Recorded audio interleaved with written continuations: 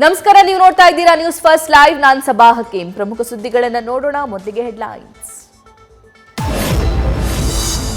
Lok Sabha election ಬಳಿಕ ಸರ್ಕಾರದ ಪತನ ಪಕ್ಕ, ಕಾಂಗ್ರೆಸ್ ಸರ್ಕಾರ ಇರಲ್ಲ ಅಂತಿದ್ದಾರೆ ಮೈತ್ರಿ ನಾಯಕರು. ಮಾಜಿ ಸಿಎಂ ಬಿಎಸ್ವೈ ಎಚ್ಡಿಕೆ ಹೇಳಿಕೆ ಹಿಂದಿರುವ ಮರ್ಮವೇನು?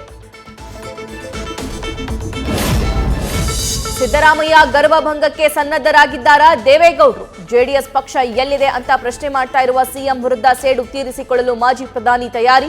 ಹಳೆ ಮೈಸೂರು ಭಾಗದಲ್ಲೇ ಮಟ್ಟ ಹಾಕೋಕೆ ರಣತಂತ್ರ.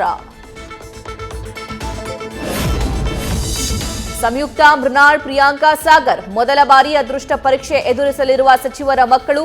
ಪದೇ ಪದೇ ಕಣ್ಮುಂದೆ ಸುಳಿಯುತ್ತಿರುವ ನಿಖಿಲ್ ಕುಮಾರಸ್ವಾಮಿ ಪ್ರಕರಣ. ಮುಖಭಂಗ ಎದುರಿಸದಂತೆ ಗೆಲ್ಲಲೇಬೇಕೆಂದು ನಾನಾ ರಣತಂತ್ರ. ಇನ್ನೂ ಗೊಂದಲದಲ್ಲೇ ಇರುವ ಕೋಲಾರ ಕಾಂಗ್ರೆಸ್ ಟಿಕೆಟ್. ಅಳಿಯನಿಗಿಲ್ಲದಿದ್ರೆ ಮಗಳಿಗಾದ್ರೂ ಕೊಡಿ ಅಂತ ಸಚಿವರ ಪಟ್ಟು. ಕೆಎಚ್ ಮುನಿಯಪ್ಪ ಪಟ್ಟಿನಿಂದ ಕ್ಷೇತ್ರ ಕಳೆದುಕೊಳ್ಳುವ ಆತಂಕದಲ್ಲಿ ಕೈಪಾಳ್ಯ.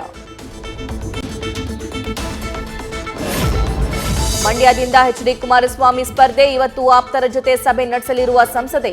ಮೌನ ಮುರಿದು ನಿರ್ಧಾರ ಪ್ರಕಟ ಮಾಡಲಿರುವ ಸುಮಲತಾ ಅಂಬರೀಶ್.